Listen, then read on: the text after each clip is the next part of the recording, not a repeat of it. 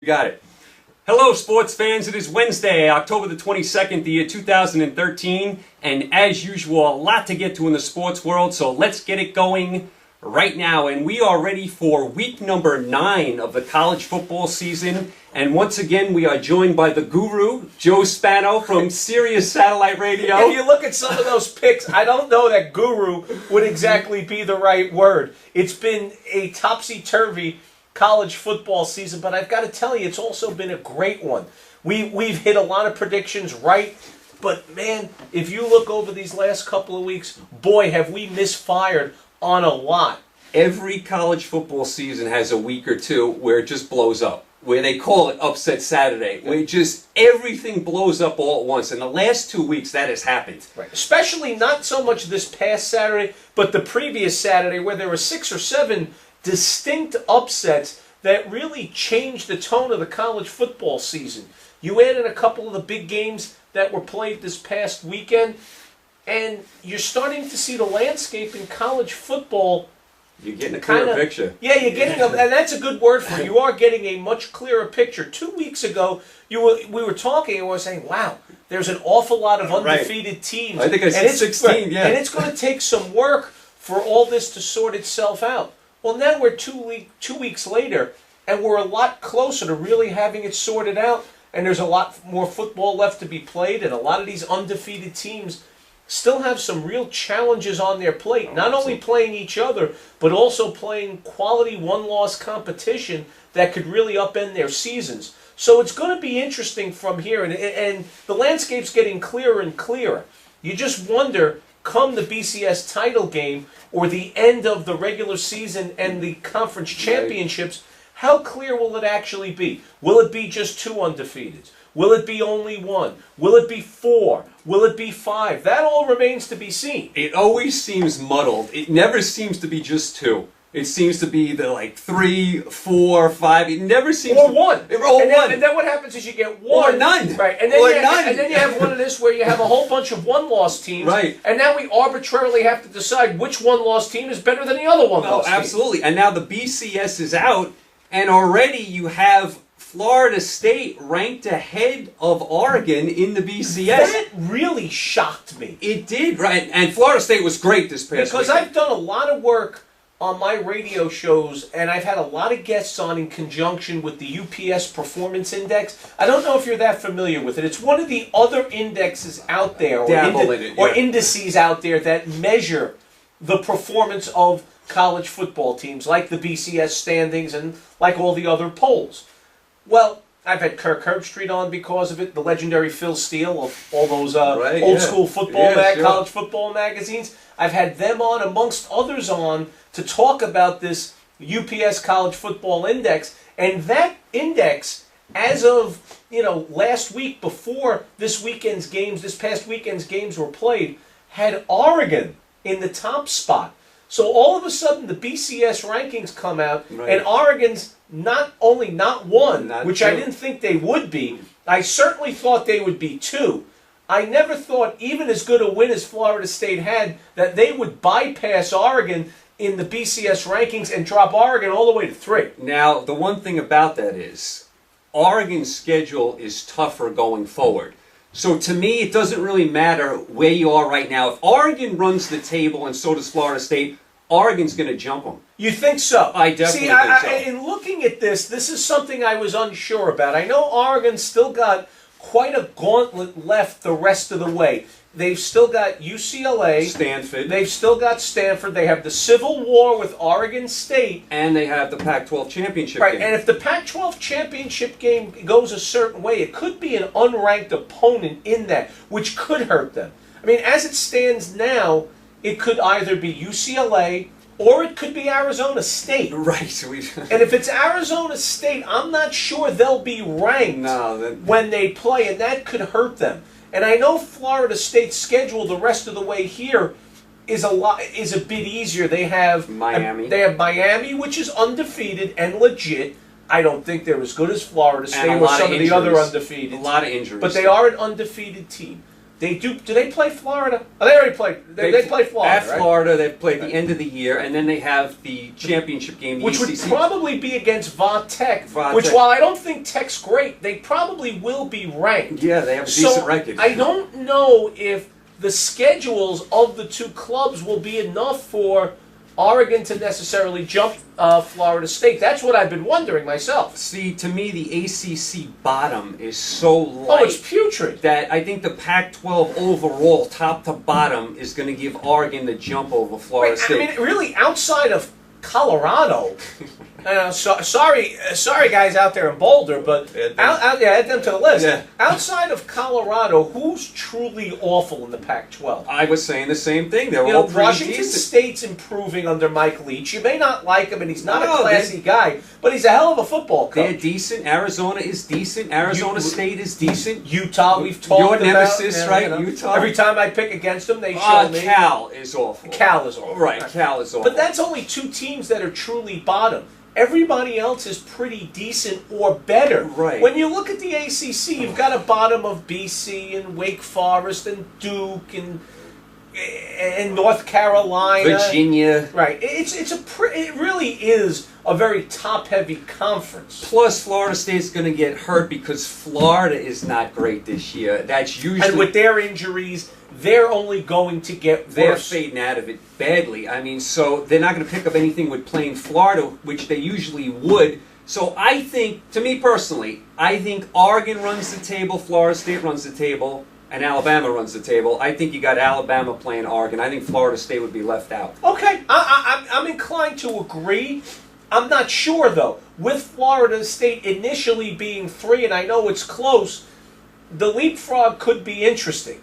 Because the one thing about those Pac-12 schools is they all play each other. Right. You know, Stanford plays UCLA, Right. UCLA plays Oregon, Oregon plays Stanford. They all kind of knock each other off. Cannibalism. Right, exactly. And if Arizona State pulls the right upsets along the way and USC actually catches somebody with a deep conference like that, all of a sudden you got a bunch of these teams that look like they were going to be 1-loss teams that are 2- and 3-loss teams, and they're at the bottom of the top 25. So it could be very, very tricky. Another thing is Miami.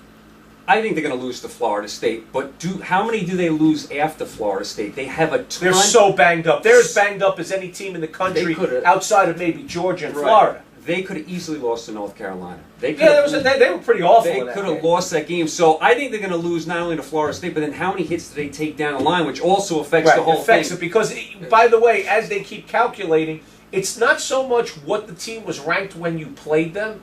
It's what they end up ranked at the end of the year. Right. So as they keep losing games, you know, the computer, it keeps hurting you on the computer. Which is why I like Oregon's chances, because I think Stanford and UCLA are going to win their share of games. They're not going to lose many. So that's and that's fair. I think it's going to be very, very close. Right. And I was really surprised initially the computer had Florida State ahead of Oregon. As I said, I talked about the UPS Performance Index. And some of the other thing, all the human polls that had Oregon ahead of everybody but Alabama. I think the computer saw that game last week. He was sitting in front of his couch, the computer, and said, "Look at that! Florida State blew out Clemson." You know what it is? You do get style points on the computer. Right. The style points are capped. Right. But you still get style points. It used to be, if you remember back in the day, Bowden would run it up 77-0. Right, which I couldn't stand that. Yeah. There was an infinite number of style points you could get. So what you did was, when you played, if you played anybody good and it became a mismatch, or you played anybody, you just ran it up. Right. They cap it at a certain point. And Florida did get a lot of style points because of the level of dominance in their victory over Clemson. So it's going to be interesting to see how it all turns out. Then you have Ohio State on the outside looking in. We haven't even talked about them. There's going to be a couple teams griping. They're clearly the 4th of 4. I don't think they think that, but I agree with you. Well, they're you know, what they think is kind of irrelevant. Right. Their own, you know, if you talk to any of their famous alums who are doing what we do for a living, they'll tell you this. Kirk Herbstreit said the same thing. He said, I'm going to hear about it in Columbus, and I'm going to hear about it on my radio show that I do in Columbus. He actually said it. Yeah, but the realities are, didn't play anybody. Right. I understand the schedules are made 8 years in advance, and 8-10 years in advance. And when Ohio State put Cal on their schedule, they didn't think they'd be this bad. Cal was still good. Right. Now they're atrocious. not good. You know, San Diego State, there was a chance they could be decent. Right. And when Brady Hoke was there, they were good. Right, yeah. They're putrid now. No, absolutely. So unfortunately for them, and the Big Ten is not good. No, it's you know, not Michigan's not good. Northwestern's not good. Wisconsin's not good. If they're the upper middle of your conference, you're fine. But they're the top of your conference directly behind Ohio State. They're not good enough. Thank goodness the Final Four is coming next year. I mean, this would be a perfect year for it. Because again, what we're saying is very arbitrary. Right. You got a bunch of these undefeated teams, and we're deciding which one is better. Well, in all honesty, it's arbitrary. Right. There's no science to it. It's a bunch of guys saying, well, my undefeated is better than your undefeated. Yeah, you can quantify it, but in all realities, it's very arbitrary, and it's not being settled in the truest way on the football field. It's being settled in a boardroom with a slide rule and a bunch of formulas, and a whole bunch of teams that didn't lose a game are left out. Now, maybe the situation gets clarified by everybody getting picked off somewhere along the way. Which could happen. Obviously, we have a lot of football to be played. If you got 3 and 4 undefeated teams, you do the gazintas, as we say in Italian, and it won't work. There's a couple of teams, unfortunately, this year that are on the outside looking in. Do you think the SEC is as good this year as it's been? Oh, yeah. You and do. I'll tell you why. You know, the depth of the SEC. You know, obviously your top with Alabama is as good as ever. And coming in, I wasn't sure that this was quite vintage Alabama. But that offensive line, they just reload, right? Truth be told, you know, they lost a lot of guys off that offensive line to the NFL. They just reload, plug in more big uglies, as good as ever. Doesn't matter if they lose Eddie Lacy. Yep. T.J. Yeldon and company, more running backs. They have the elite quarterback, like we've talked about on this show many times. You love him, yeah. Now, again, do I think he's going to be a great NFL quarterback? No. But he's certainly better than what's been under center prior to him in Tuscaloosa, the John Parker Wilsons and the Greg McElroys of the world who have held the clipboard on Sunday for a couple of years and moved on with their lives. Right. You know, A.J. McCarron will play in the NFL for 10 years. I don't know if he can be a starter, but I know he can play, and I know he's capable, and he has enough arm.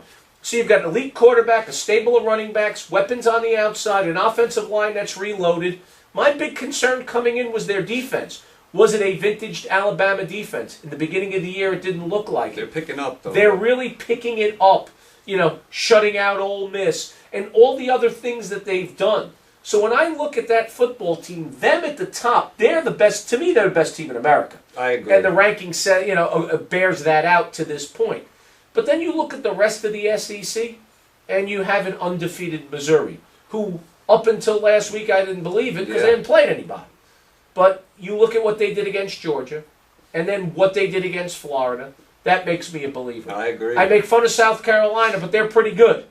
Georgia's all banged up, but they were pretty good. LSU. LSU's a terrific team, and look at them getting knocked off by Ole Miss, Texas A&M, Auburn. You look at the depth of this conference, and every week it is a true meat grinder. And the venues you have to go to. So even you go to you go play what is basically a lousy Tennessee team in Knoxville, still 108,000 strong. Right, exactly. And you get picked off. So outside of Kentucky, and you know, again, sorry Wildcat fans, they're just not very good. They are the true bottom of the SEC, and they can't compete on a week-in, week-out basis. But everybody else, whether we're talking Tennessee, who's at the bottom, and, you know, they picked up a big win under Butch Jones, beating South Carolina this week. They can knock people off. Vanderbilt. You know, you look at this. Beat Georgia. Beat Georgia. Came back. You look at Auburn now, knocking off A&M. Yeah. And that wasn't even at Auburn. That was in A&M. Yeah, exactly. So when you look at it, do I think the SEC is as good as ever? Yeah, because top to bottom, outside of Kentucky, even the likes of Mississippi State, who's not having a big year, and everybody else can compete. And anytime you play one of these teams, you have a chance of getting knocked off. So when you come out of that conference undefeated, you're the best of the best. And if you come out with only one loss, you might be the second best team in America. And if you come out with 2 losses, you might be the 4th best team in America. It's that good. Now, after what you saw from Florida State last week, you would still favor Alabama. Yes. You would? Yes. So Florida State impressed you, but still not on Alabama's level. They really impressed They me. were really good. But I don't think there's a better team in America than Alabama. So they're the best coached. They're the most talented. They're the deepest. They play the toughest schedule. They come the most battle-tested. And they're used to this spot. They win every friggin' year. So as of right now, if you were picking the top two teams, you'd have Alabama in, Ohio State would be out. Of course. Who do you take, Oregon or Florida State, if it was up to you personally? I See, know, that's a tough question. That's a tough question, because really it is a coin toss. But I will take Oregon. You will. Until somebody proves to me otherwise that they're not the second best team in America, I'll take Oregon over Florida State, even with Florida State dismantling Clemson. I will take Florida State, and here's why. I don't love Oregon's defense. And in a big spot, their defense always falls short. And they give up a lot of points. And remember, sometimes their offense against bigger teams, against Auburn in the national title game a few years back, didn't fire on all You're cylinders. concerned about the lack of physicality. Stanford last year, remember that game? They look great when they're playing the Washington States and Washington. They can run it up and down the field. Yeah, when it gets physical and it gets tight and they get squeezed, I don't like them as much. I like Florida State's defense by a mile over Oregon's defense. That's why I'll take the Seminoles. See, sometimes with me, I think we look at we get too caught up in the numbers on Oregon's defense. A lot of what happens with Oregon's defense is a product of Oregon's offense. Right. Because that defense keeps getting trotted back out on the field. Absolutely. You I know, agree with that. And that's even with Oregon scoring 70 points. I still don't It's think just that you get so many possessions against Oregon, and even when Oregon scores, the defense is like, we just got off the field. We're not even done sucking down oxygen yet. We're back out there. See, I don't think they're a great defense no matter They're how you not. slice it. Right. And I think Florida State... It's a specialized defense. Right. It's fast. It's athletic. It's small. When the tempo doesn't favor them, there can be some real issues because you can push them around. Right. I'm not sure Florida State can push them around. I am sure Alabama can push them around. Depends where they're playing also. Oregon and Eugene is a handful. You get them on a neutral field or on the road and you get them into a physical game, I don't like them as much. Remember, going back to when Auburn beat them a few years ago in the national championship game, where was the 50 points that game? You know, where was the 50 points last week? Nick Fairley was in the backfield. Last year against Stanford, where was the 50 points there? When they get into that type of game, they're not the same team. And I like Oregon. Well, there's a blueprint on how to beat them. Right, exactly. You know, the blueprint's out there. And I think, how do you beat the Oregon Ducks? You know, you take the air out of the basketball, you play the four corners offense. Right. That's how you beat Oregon. You play half-court offense. I know it's football, but I'm making that basketball analogy. And they really don't have a lot of answers when you take the air out of the football and you slow it down. You know, if you ram the ball down their throats, like Alabama's capable of doing, and if it ends up being an Alabama-Oregon national title game, it is a mismatch. Because Alabama can slow it down, or they can speed it up. Right. So if they take the air out of the football and they say, all right, we're going to line it up, we're going to put T.J. Yeldon in the backfield, and we're just going to plow it down your throats, guess what? No. Oregon will not have an answer. They're not heavy enough in the pants. They're too light in the pants. Here's another thing. So far, Oregon has not played anybody, really. They have a couple decent wins. They don't have a great win. The Washington win loses some luster now that they've lost three in a row. A lot of luster. But a lot of that's the pressure cooker of the Pac-12. You know, you've played Stanford, Oregon, Arizona State back to back to back. That's a meat grinder. No, I agree. So I won't take anything away from Washington for that. I'll give them a because decent they're win, not quite ready for prime time. Right. And you still need more time to build your program. If that happens to Alabama, you look at them and you go, oh my God. Yeah. But when it happens to Washington, you understand why it happens. You see, to me, Oregon's tough games are still to come. They are. UCLA, Stanford, Oregon State, Pac-12 championship game.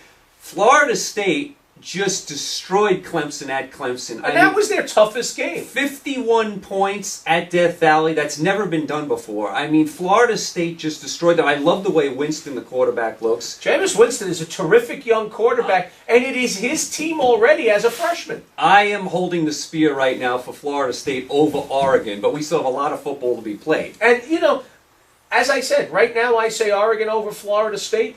This is fluid. Yeah. You could come back and ask me next week or 2 weeks from now, and I could see a couple of more things transpire, and I could say, you know what? Maybe it is Florida State.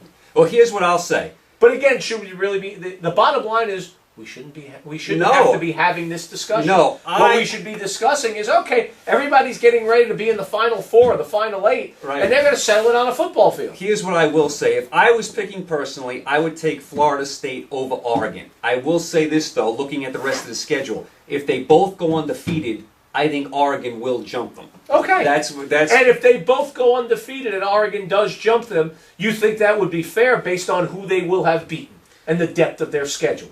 Yeah. Again, it's arbitrary, but it would show you based on what we're looking at and having to measure it this way Right. that Oregon is the second best team in Oh America. yeah, if Oregon beats those teams that I just mentioned, and Florida State, just beats Miami and Virginia Tech, Oregon, based on the schedule, deserves to be in the 2 spot. Even though I personally think if Florida State and Oregon played, Florida State would win. Right. Which is what the problem with this system is. It's arbitrary. They should just end up playing each other as a 2-3 type matchup, Right. with Alabama playing, I don't know, say Ohio State as the last of the undefeateds. Because obviously, if we're talking about Alabama being undefeated, it means Missouri is not. Right? Right, exactly. So, Or vice versa, right? Yeah. or vice versa. Right. So, if you look at it and you say, okay, number 1, Alabama play number 4, Ohio State, Right. based on seeding, based on, the credentials that are out there. Number 2, Florida State, play number 3, Oregon. And the 2 winners play each other. Right. Now all questions are answered. Right. I understand there's teams at 5, 6, 7, and 8 who had one bad week and will have had a loss and will have a say in it. But the truth of the matter is, these are the 4 best. These are the ones with the best pedigree. It's deep enough that we can say, okay, you did win it on the field. You didn't mostly win it in a boardroom and play one game. How about this? Say Missouri runs the table, beats Alabama in the SEC championship game. Does Missouri leapfrog over Oregon and Florida State, and will Missouri play in the national title game? See, here's the And interesting. the SEC gets a lot of respect. The SEC gets a lot of respect. And they would have beat Alabama. And here's the interesting thing: you would have beat Alabama, and you've come up so far, but you're still going to be behind. Because if those other teams keep winning, you won't pass them in the human polls. Right. And I don't know that their schedule, despite being an SEC team, has enough on it for them to bypass everybody in the computer. Because if you look at it, who had they played leading up to the Georgia game? Nobody. Yeah. The Georgia win is going to diminish as the season goes on because everybody's. And so is the Florida win. The Florida win, I think, the same thing. So you'd have the Alabama win. I don't know what else is left on their schedule, and they're going to have a couple of tough wins. It's SEC play. That's it. They have Texas A&M as well. And they have Ole Miss at Ole Miss, I think. Right. I'm not sure about that. that. Yeah, they do. They have Ole Miss and they have Texas A&M. So you'd have enough marquee wins. They could probably jump past Ohio State, but I don't know if they could jump past Florida State and Oregon, who have the head start on them already. Right. That's the tricky part. So again, back to what I said. Shouldn't they all just play each other? I've been screaming about this since I'm a little kid. Finally, we go to the Final Four next year. I can't wait. Like we were talking about last week, I think it should go to the Final 8. I think it should be 8, but again, all that happens when you make it a bigger field is you move the argument down. Right. Which is good. I mean, obviously... Well, I like it. Me and you like it because it's more games. Right. When you slide it to 8, right? Now your argument is... you have 9, 10, and 11 making an argument. They're saying, well, we should be instead of 6, 7, and 8. Right. But you're sliding the argument far enough down from the top that these are teams... Okay, you have a case, but let's be honest. We've got those top teams in there. It's kind of like when we have these arguments with the NCAA men's college basketball tournament. Right. And we're arguing about 69, 77, Right, yeah. We're arguing about these teams on that bubble. Right. Well, I understand it's a legit argument they should be in and maybe somebody else should be out. Right. But they're also the 60-something best team in America versus the 70-something best team in America. Right. So what happens is, and the nice part of it is, as you make the field bigger, you slide the argument further down. So we're not talking about a team with a true, legitimate chance to win the whole thing being left on the outside looking in. You're talking about a team that's a fringe contender. So the bigger you make the field, the better. What 4 does is you're definitely going to get the 4 best. There's going to be teams on the outside, but and they would be legit contenders. 4 is not perfect. 8 is the number. Anybody outside 8 really doesn't have a case, and they're not going to be anything more than a fringe contender. I remember when I was a little kid, the first and the second ranked teams didn't even play each other sometimes. Well, you'd have split championships. Split championships. Because what you'd have is you'd have a conference tied to a bowl, Right. and you'd go here, Right. and the opposition would go someplace else because of their contractual tie. Right. And based on who the opponent was, because usually both of those teams were undefeated, Right. and based on the strength of the opponent in that bowl game and the level of your win, the voters would determine who the national champion was. And sometimes they couldn't agree. Coaches would vote one way, the media would vote the other way. And you'd have these split national championships. It happened many times. Yeah. There was even a year where an undefeated Penn State with Kerry Collins at quarterback didn't win a national championship at all. They celebrated like they did. They celebrated like they did. We're number 2. Right, exactly. And that's what they were. One team that will not be celebrating this year is Louisville. No. After What did we say about that? If they're able to run the table, they'll have no say. Right. Not only because they didn't schedule enough, but because nobody on their schedule is going to have a say. Right. Well, they took care of having a say all by themselves, losing to a good but not great Central Florida team, well coached by George O'Leary. And I didn't even love the way Louisville played against Rutgers, to be honest with you. I did not. Had troubles. Yeah, I did not like their performance the last 2 weeks. And Central Florida is not bad. They went to Penn State and won. They gave South Carolina a tough game. They have Doesn't a nice, everybody. intimate stadium now on campus. They used to play in the Citrus Bowl. Glad they got out of there. They have that nice, intimate At one stadium. point, they even played at the new Sombrero down in Tampa. Right, You know, exactly. so it would be an 80,000 seat stadium with Right. 33,000 people. So I'm glad they got this new intimate stadium on campus now. It gives them a real home field advantage. Again, they have a heck of a head coach in George O'Leary, who after he retires from coaching is going to go into punching up people's resumes. Right, yes, that's right. The Notre Dame thing, yeah, where he said... You need some help with your resume? Right, You need somebody to help exactly. you embellish it? Call George O'Leary. He's got all the answers. It was so funny. Is that because wrong? He didn't even need to do that. It was like some just minuscule thing that he just... He put gave in- himself a master's degree in education or something. Right, I don't remember what it and- was. But he gave himself a master's degree that in essence didn't exist. No. And it didn't matter. It We need you to go out and win games at Notre Dame. Right. I don't know that you need this master's degree. Exactly. But they got one. So there you go. So like I said, after he's done coaching, he'll help you punch up your resume. Absolutely. Okay, so without further ado, let's get to this week's picks. All right. Let's see if we can do as bad a job as we did Week last number week 9. and a week before. Week number 9. Now I'm going with the BCS rankings here. I'm going with BCS that rankings. works for me. Pick number 1. Number 15, Oklahoma, at home, minus 6.5 over number 10 and undefeated Texas Tech. Now, Oklahoma was embarrassing against Texas. I still can't believe they lost to Texas. I haven't figured out what happened. I don't know what Does Mac Brown save his job? Is a what question in for the another world day. they were doing there. Oklahoma has had a lot of underwhelming performances this year.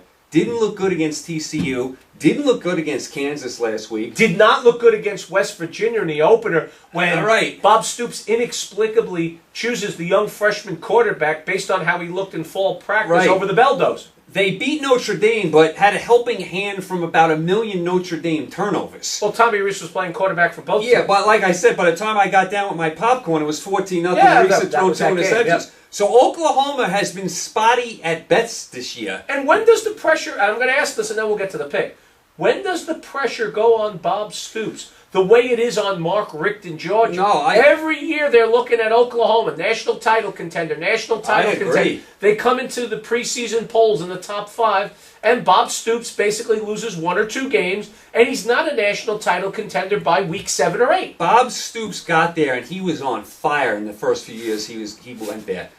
It's gone downhill from there. Sure. I mean, you're So I right. want to ask the question, well, when does the grill me, get turned on under Bob Stoops? To me, it already started. Okay. To me, it already started. I haven't heard any of those rumblings in Oklahoma the way I hear about them in Georgia all the time under Mark No, Richt. absolutely. They lost to a mediocre Texas team. And Joker's they lost being kind. badly. You know, this is a Texas team that needed every ounce of good fortune to beat Iowa State, which is not a good team this No. year. This is an Iowa State team that got destroyed by Baylor. Baylor, I think, put 70-something on Yeah, I them lost when they count. called off the Dogs. I lost count It somewhere. was 70-something. 77-7 Yeah, or something. something. It was a ridiculous Something number. ridiculous. So Texas isn't good. Oklahoma, you got to have a lot of questions about.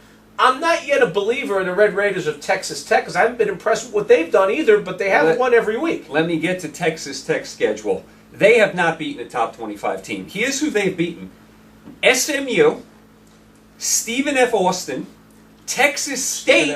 Texas. See, if you bring Sam Houston together, we can start the war against Mexico again. Texas State, That's, TCU, who's not good this year. they have quarterback problems. Kansas, who's awful. Right. Iowa State, who's down this year. And West Virginia, who's awful as well this year. That's their 7 wins this year. I mean, I don't like Texas Tech either. I don't love Oklahoma, but here's the thing. I don't like Texas Tech's defense, and I don't like bad defensive teams on the road. That's a good way to look at it. Right, and I am not impressed with Oklahoma, but they very rarely lose at Norman. And Texas Tech is a bad defensive team who has beaten no one, and now they go on the road. I don't love Oklahoma, but I am going to take them here, -6.5. I think Texas Tech is due to lose, and I think it's happening this week. I'm inclined to agree with you. I look at a couple of factors, a lot of the ones that you already mentioned, which is quite simply OU at home. They're tough in Norman. Texas Tech is coming to Norman. They don't play great defense. No. They also haven't played anybody. And, the last time I looked at one of these undefeated teams and said they haven't played anybody, Yeah, boy, did that come back to bite me on the behind, and that was Missouri. Well, We did say that. I don't think Texas Tech is as good as Missouri. I don't either. And to be honest with you, I think Oklahoma covers this number.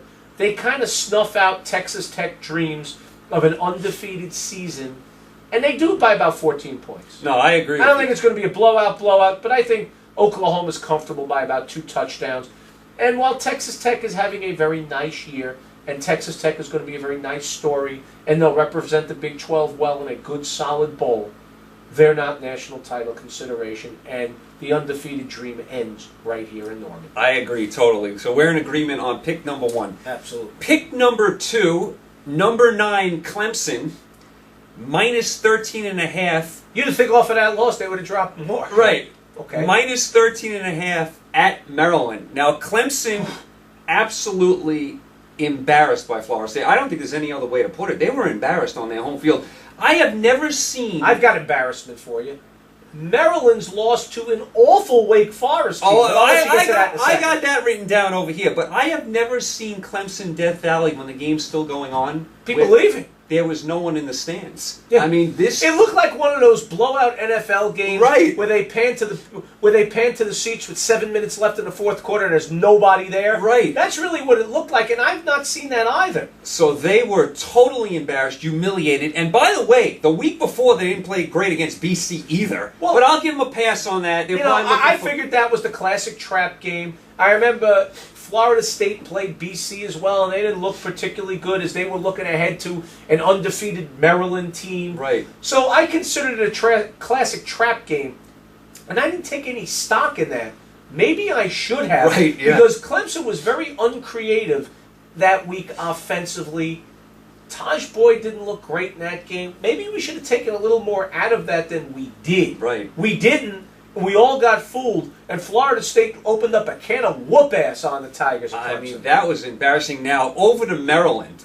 They got blown out by Florida State 63-0. So we're talking about Clemson being embarrassed by Florida State. Florida State beat Maryland 63-0. And then on top of it, the game you just mentioned. Maryland just lost to Wake Forest 34-10. 34-10 to Wake Forest. And they were scoreless for a big chunk of that game. They had a goose egg I up there. remember watching that score coming by, and I'm like, is that the guy operating the CG Right. making a mistake, as has been known to happen? Right, yeah. And I kept seeing it go by. I says, I guess it's not. Right. As I was watching some of the other action, Yeah. I'm like, wow. Because they were down like 24-0. They had 0 points for a while in Yeah. that game. I'm like, what is going on here? So here's where I'm going. I'm going to take Clemson, and here's why.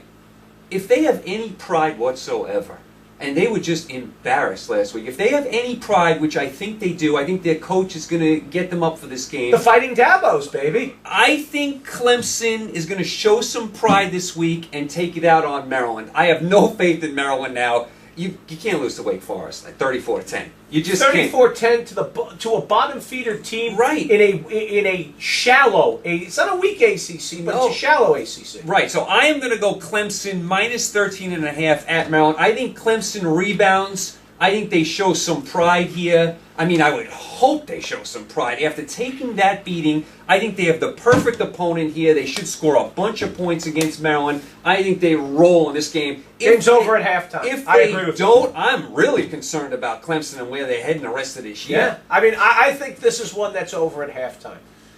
These teams are in two different places from a talent level standpoint. So what happens when you get whooped by a real good team like that at home? You come out like a wounded animal. Clemson will lick their wounds.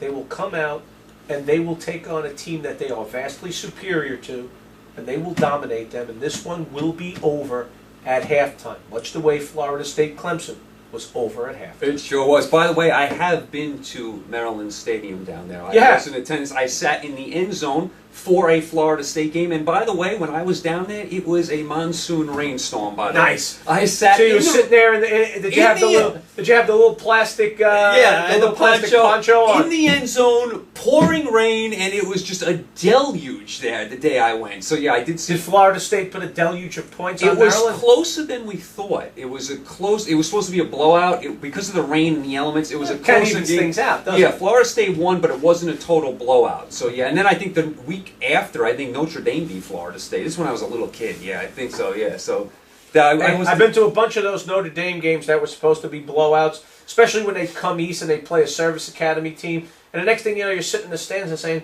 "Why isn't this game a blowout? Right. I should be able to be getting drunk and not worried, and I'm still watching a competitive football game against Army." Right, exactly. So this So, game was it does happen. competitive. You've never been to Maryland? I haven't. It's not. It's one on my bucket list. I haven't gotten there yet. Nice I'll get stadium. there. It's a smaller stadium. So they have the open end zone on the other side. You know, they have the turtle over there. And you know, as those programs get bigger and better, and they need to put more seats in, they'll close them out. A lot of these places, that's what they do. If they need to go from 35, 40,000 to 60,000, they close an end zone. What they do have also, they have a nice basketball arena there. I did Yes, catch they do. That's very nice, Did I catch heard. a basketball game there. So See, you kill two birds with one stone. yes, I like the way you think. Maryland Duke, I saw there as well. Yeah, the game and as Maryland well. won that game, by the way, and the Even better. fans were going crazy for that See, one. now that's a nice double dip. Yeah, That's a sportsman's double dip. no, it is. A big time college football game, a big time college basketball game. You can't ask for any more than that. So we are in agreement. Clemson rolls. Halftime, it's over. I agree with you. Pick number 3, number 8 Baylor, who is 6-0. Our Browns can coach them some football, and they may just be for real. Right. And they may end up being the cream of the crop when it's all said and done In the Big 12. in the Big 12. Minus 35.5 at Wow. Kansas. Oh, well, that explains. Kansas 2-4. Kansas, by the way, lost to Texas Tech 54-16 this year. Let me give you Baylor's schedule before we start throwing bouquets at them. Okay. Let me give you their schedule. They've beaten Wofford.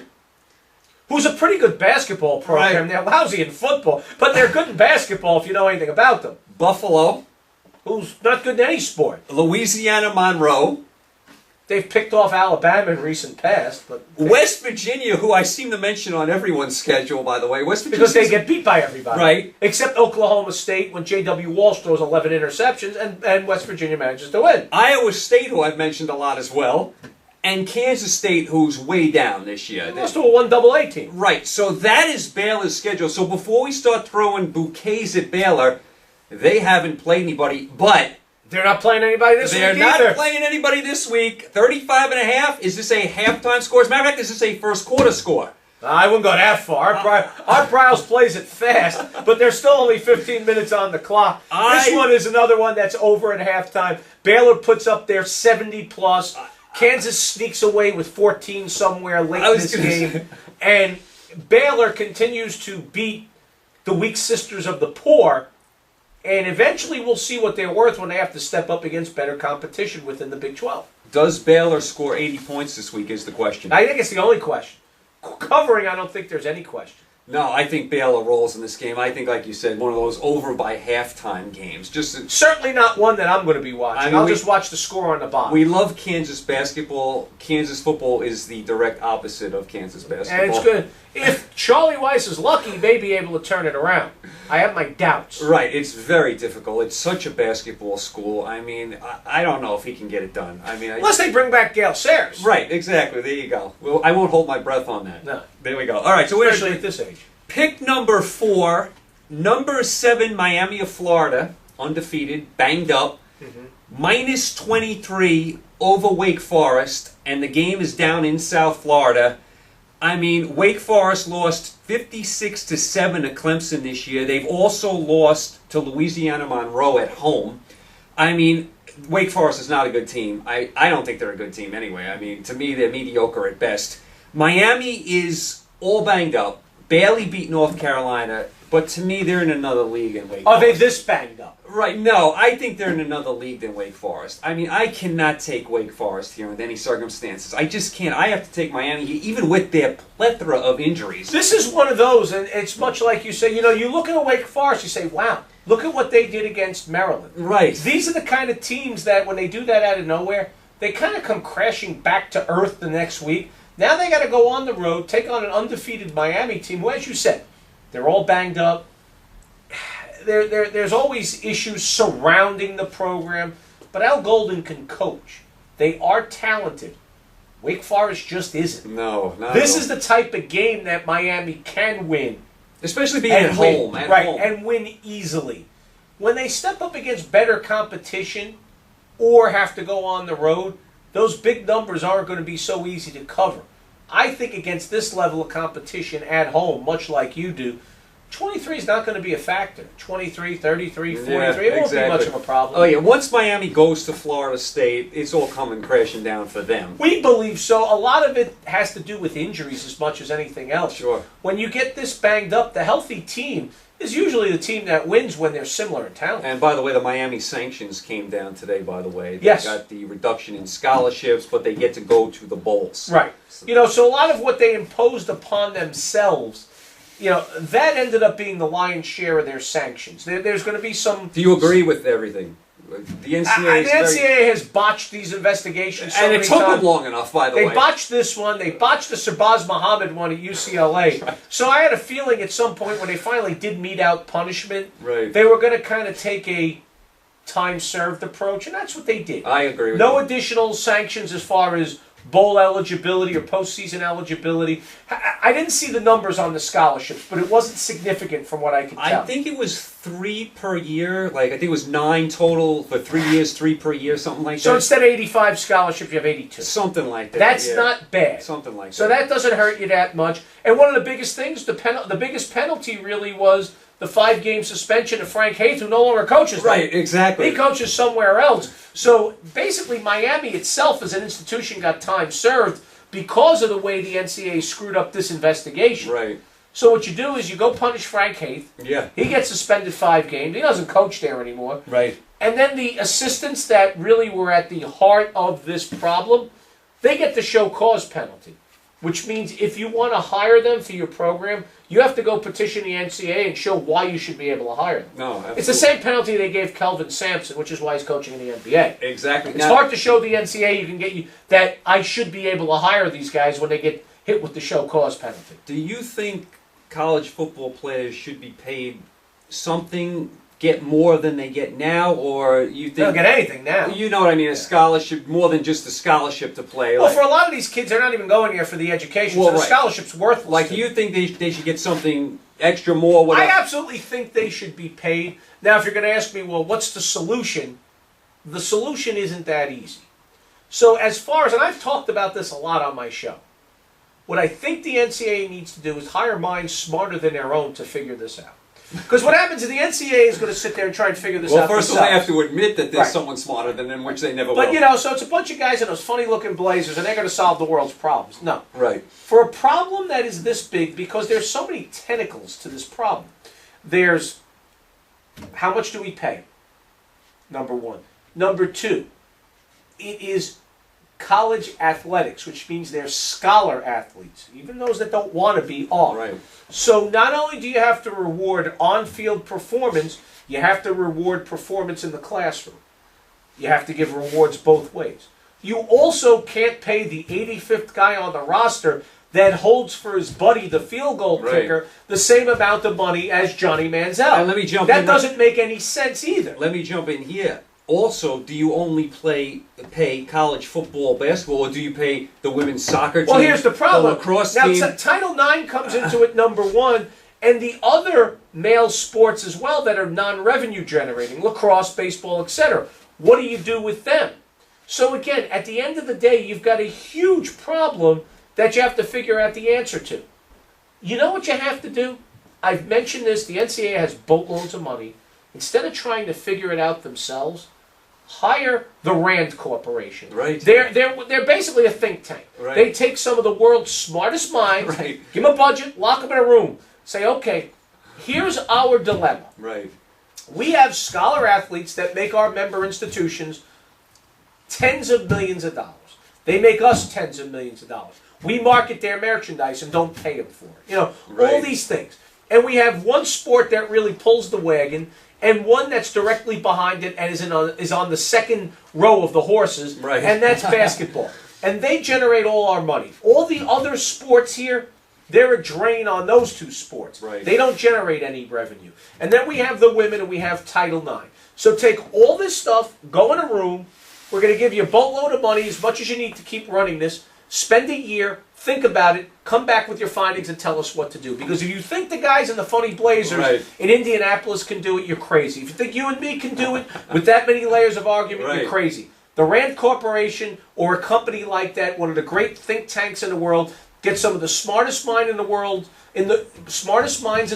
Right. to go through this on all those different layers, and maybe you'll come up with a viable solution to a very complex problem. There we go. So we are in agreement. We love Miami to roll over Wake Forest. At some point we'll come up with some disagreement somewhere. There we go. Maybe right here. Pick number 5. Number 6 Stanford. -4.5 at number 25 Oregon State. Corvallis never an easy place to play. Oregon State lost their first game, hasn't lost since. Mike Riley's a great coach. He is. I think he's a tremendous coach. Great coach, does a ton with 2- and 3-star recruits. Right. Gets people to go to Corvallis. No offense to Corvallis, and it's not one of the places I've gone. Right. But for the most part, it's not a place that kids are going to gravitate to. Right. It doesn't have a beach scene. It doesn't have a nightlife. It's not one of those. It's not Eugene, Oregon either. It's not Eugene. It's not Eugene. It's not Seattle. It's Right. not L.A. It's not the party town that Tempe is. You know, all these Right. things. But Mike Riley gets guys to go there. They win. They stay under the radar, and they're always representative. You know, it's funny. I was talking to you off air. I was in the middle of Midtown Manhattan, and a guy asks me for directions. Turns out he went to Oregon State. He's from Corvallis.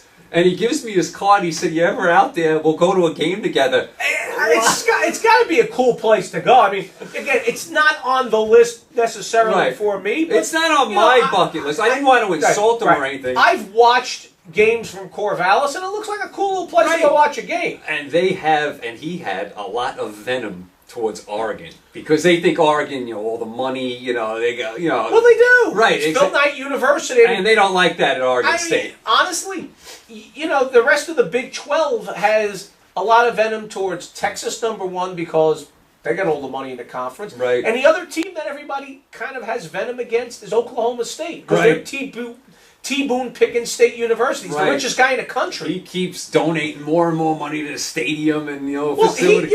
you talk about Phil Knight and Nike with Oregon.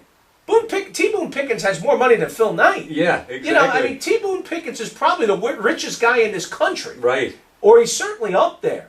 So, when you play in a conference and you have rivalries with these teams that basically have this benefactor guy, you're not going to engender a lot of love. It's just the way it is. A lot of people at Oklahoma State, not involved with the athletic department, do not like Pickens because they say he puts all his money into the football team, into sports. He wants on a football team. And he said, a lot of people at Oklahoma State say they're running classes in basements. A lot of their campuses. Right. Well, the rest of the campus may be falling apart, but the football and Right. basketball team, Iber Arena looks great, Right. and the football program has a wonderful stadium, and the facilities are great. Now Pickens is like, hey, it's my money. I can do whatever I Exactly. want. So As he said, right. because I think they asked him about, they put his name on the stadium, obviously because he paid the building. Right. He said, well, if you find somebody that can write a bigger check, I'll gladly take my name off the stadium. And again, I'm a huge sports fan. I'm a huge sports guy. I'm a lover of sports. Here's the realities of the situation. And, academics is more important than sports. Right. All apologies to sports. Right. But here's the realities of the situation. There ain't one person in the world I know that's going to buy a ticket to watch somebody learn. But they will buy a ticket to watch two people run into each other or somebody throw or carry a football. Right. So that's the realities of the situation.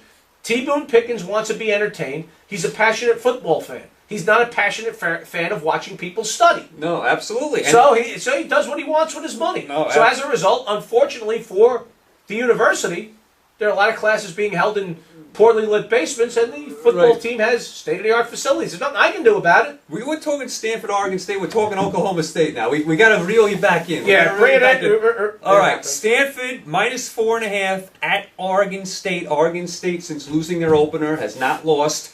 Stanford, of course, lost to Utah, which we were very surprised about.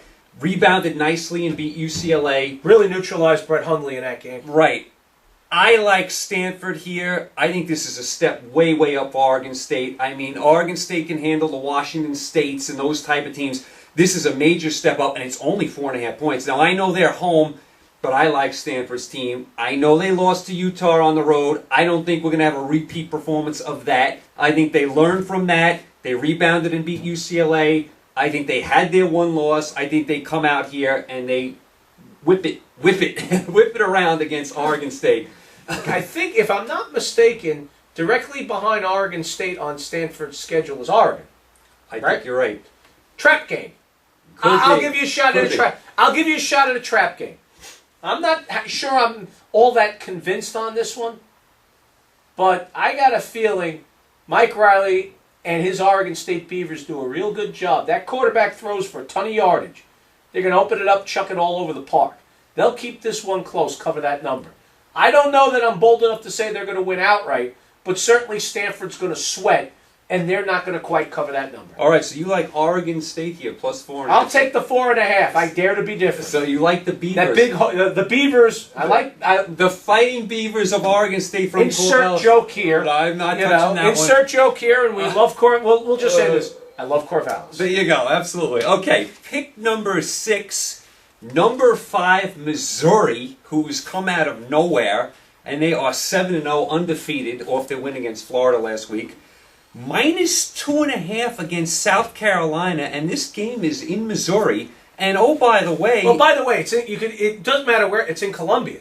Right, exactly. By the way, Missouri's in Columbia and South Carolina's in Columbia. Shaw is out for South Carolina. South Carolina just lost to Tennessee last week.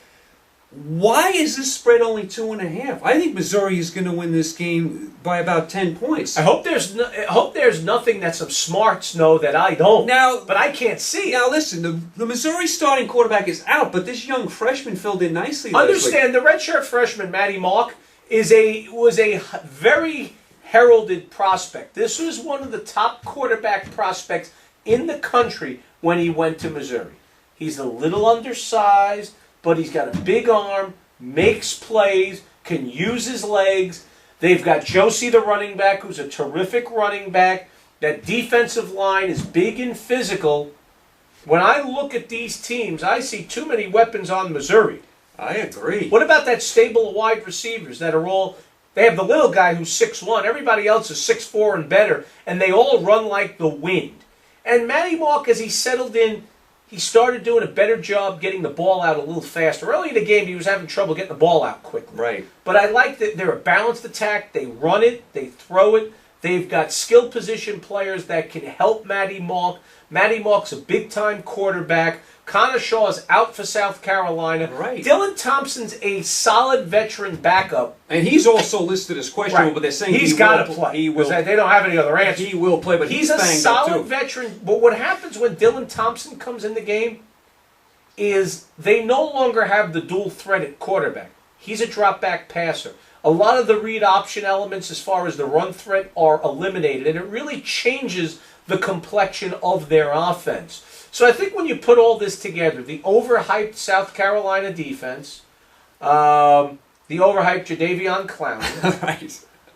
the lack of creative elements now with Dylan Thompson under center as opposed to Connor Shaw. Steve Spurrier not getting a big-time quarterback since he's been at South Carolina. And again, Dylan Thompson's not a bad quarterback. He's not great. but he's not great. And what they're not able to give you is that two-dimensional attack of throwing the ball and running the read option. He will have to drop back and throw the ball, and he'll have to hand it off at a more traditional eye set. I think when you put all that together with the weapons that Missouri has, the young quarterback who's highly recruited coming into his own, I like Missouri to go out and win this game big. I'm talking 2 touchdowns plus. I agree, and it's only 2.5, and South Carolina's quarterback is out. I just do not understand this spread whatsoever. And this is a South Carolina team that lost to a bad Tennessee team. Tennessee, yeah. Understand something. What is it?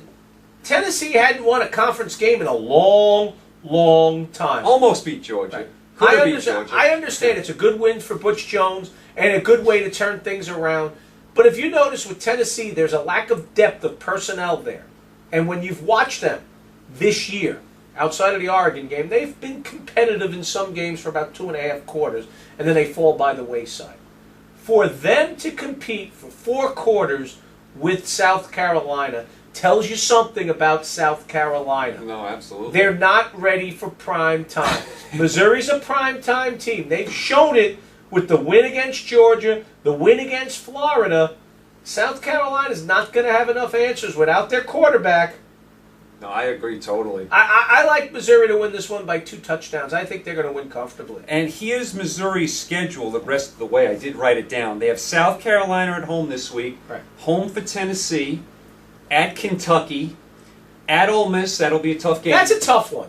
That's a tough one. And home for A&M, That's a tough one. and then the SEC title game, if they get there. They can run the table because when you look at it, Tennessee picked up their first SEC win. Oh, yeah, they're in, going to I win guess the next... I think it's almost 2 years. They're going to win the next 3, no problem. Right. Ole Miss could be a problem. Ole Miss could be a big problem. And that's at Ole Miss. And then Texas A&M, of course, is dangerous, although I cannot stand their defense. That's I've awful. That's said why. that a million Cost them the times. game against Auburn. And then, of course, then we're in the SEC title game and we go from there. Right. But yeah, so there's a definite chance here. I mean... They can't look past anybody at the same time, and I don't think they're going to look past South Carolina. No, I don't think so. But I know what South Carolina is. And- They're an 8 or 9 win team. No more. They'll represent well on a 11 a.m. New Year's Day bowl for the SEC. But again, the fans down in Columbia, South Carolina are delusional if they think that this program is something more than that. It hasn't been since Spurrier's been there. It never got past that when Lou Holtz was there. That's what this program is. It is a top of the second tier SEC team, and like Oklahoma, where we keep saying, oh, they're a contender for the national title, they're a contender for the national title. No, they're not. They're not. Unlike Oklahoma, though, I'm not going to put any pressure on Steve Spurrier, because if he keeps winning 9 games with this team, they should let him stay in Columbia for as long as he wants. Also, this is a 7 o'clock at night game in Missouri, as opposed to last week where it was like a 12 noon game. Now 7 o'clock in the evening, even a bigger advantage, I think, at Missouri, playing at home under the lights. Yeah. So I think it's a... I think Missouri rolls in this one, and they're on their way to basically taking complete control of the SEC East. I have a little fan mail for you from Fan mail. a South Carolina fan. Oh, by the way, and Did he write it before or after the Tennessee game? Here is the quote. He wrote it before, actually. Okay. Jim from South Carolina. Mike. Hi, Jim. Right, Mike. Tell your buddy that South Carolina has beat Clemson 4 years in a row. And South Carolina plays in the tougher conference, which he's right about that. They do. Oh, was this the comparison? South Carolina and Clemson. And Clemson, okay. Right, exactly. When's the last time Clemson won a national title? And stick this gift in your chicken coop. Chicken coop. In your chicken coop. I believe that is his version of a gamecock. I'll take it. All right. I don't exactly know what in the world that is, but that's his version of a gamecock. Okay, right there. Go Cox. Right, so there you go. So that was the little fan mail for you. Okay. So he said South Carolina beat Clemson, 4 years in a row, and you're so high on Clemson, and Clemson's better than South Carolina, and all this other stuff. He asked the question, when's the last time Clemson won a national championship? I believe it was under Danny Ford. Right. So it's a long, long time ago. Right. But when was the last Carolina- time South Carolina won a national championship? It was way before that, if at all. Right. So, if you look at the two programs, and I'll talk right to, was it Jim? Yeah. Let me see that. Jim from South Carolina. Yes, Jim from South Carolina. Jim, if you look at the two programs and which one has the more storied history, it's definitely Clemson Tigers football. Yeah, you're right. South Carolina's beat Clemson the last 4 years in a row. It ain't going to happen this year, number one. Number two, you asked a question about last time Clemson won a national title. I believe it was under Danny Ford in the 80s. Yes, early 80s. Yeah. You know, then they found out that he cheated and everything else. Right. However, when is the last time South Carolina won a national title? I'm not going to look it up now, but it's way before then. So the realities are, Clemson is the better football program. All apologies. And again, I know I've ridden your South Carolina Gamecocks hard, and I'll definitely display this with a lot of pride. I know I've ridden them hard. That is one bad version of a Gamecock. It's all right. I like it. It's my friend. He's going to be here every week now. But I know I've ridden them hard. But just realize what they are. They are a very good program. You're taking everything I'm saying as a knock, and it's not. They are a very good program. They are a middle to bottom. They're a middle of the top 25 program. Outside of national title consideration.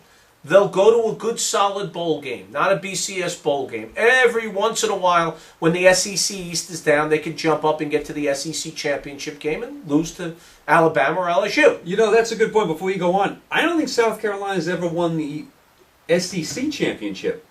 No. So they've gotten to the conference but championship. Forget the national title. They haven't won the SEC I mean, championship. before that, they were in the ACC, and Right. they've been all over the place. I don't think they've even won any of those conference championships. But the realities are, know what you are. You are a very good second-level team within the SEC and a very good bottom of the top 15 and on type football team. You'll win 9 games most years. You'll represent in that 11 a.m. New Year's Day Bowl while everybody nurses a hangover. We catch the back end of it before we get into the good stuff. Right. That's what you guys are. Every once in a while, as I said, when the SEC East is down, you can jump into the SEC championship game and get throttled by the SEC West representative. It's not a bad lot in life to have. But to think that you're something like Alabama, like Oklahoma, like USC, now they're down this year, but to think you're like one of those transcendent programs that I'm mentioning, you're not. I hate to break it to you. Just know what you are and let Spurrier stay there forever. Build a monument to him. Make sure the golf course is always well mowed so we can go out and play golf. Right. Win 9 games every year. Represent. Jump up on somebody once in a while. And be happy. I'm very grateful for the gift. He's going to be here with us each and every week. I'll pet him for you for good luck. But you ain't going to get me to change my opinion on South Carolina football. Here's what South Carolina needs, and I've mentioned this before, and I've said it a million times. Spurrier has not gotten the great quarterback. As a matter of fact, if you combine South Carolina... Thompson, baby. Superstar. If you can combine South Carolina and Georgia, you got something. Because you get Aaron with Georgia banged up. They have Aaron Murray. Rick can get the quarterback for you, and Spurrier can get the other guys for you. So you can combine those teams and have a hybrid. Then you have a national title contender. But by themselves, I mean, Georgia. Does he have a name? Have Jim write us back next week and find out his name. And by the way, it's funny that he sent this and sent that email before the Tennessee game. Right, yeah, no mention of that, yeah. Write us back this week, because we'd love to know what you think coming off the Tennessee game. You lost to Tennessee, who hasn't won in conference in, over a year. Yeah, terrible. Nice win for Butch Jones. Bad loss for you guys. And now you play Missouri in Columbia. And I mean Columbia, Missouri. Right. If you win this game, you're going to make me eat some humble pie. But when you go out and lose it, and you're hopelessly buried behind a couple of teams in the SEC East, I'd like to hear from you. No, South Carolina needs to get the big quarterback. I don't know if Spurrier can do it. I thought when he got there, that's one of the things... You would think, that's one of the things I think he would get, is the big quarterback. No, he's got... He maybe has the conference's best running back in Mike Davis. Right. He got a road-grading offensive line.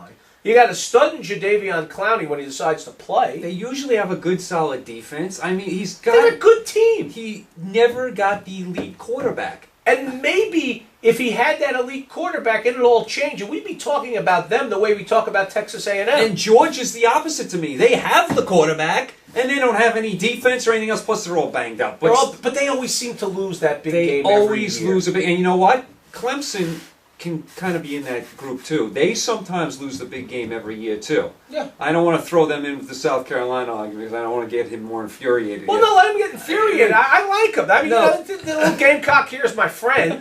Go Cox. Right. But So I think I'm just telling you how I see it. no. I think if he comes up to New York, we'll welcome him. I think you're right. We'll get him mugged I somewhere. think they're a good, solid program, but they're not that elite program. I don't think. But you see, you say it so much nicer than I do. He's your buddy. Right, exactly. Me, I'm the wise guy and Right, everything. exactly. But you tell him, come bring him up to New York. Oh, we'll leave him somewhere. We'll get him mugged. Don't worry about it. All right, so we're in agreement. Missouri beats South Carolina to further pile on this mess. Poor guy. Yeah, Poor Jim. exactly. All right, so we're in agreement there. Pick number 7. Let's go to the horseshoe. The big horseshoe. Number 4, Ohio State, minus 14.5 against Penn State. Ohio State's undefeated. Meyer hasn't lost, by the way, since he's been in Ohio State, too. I think, yeah, it's true. I think last year's team was actually better than this one. I agree, they were. But last year's team wasn't eligible for anything. This team benefits by being in a very weak Big Ten.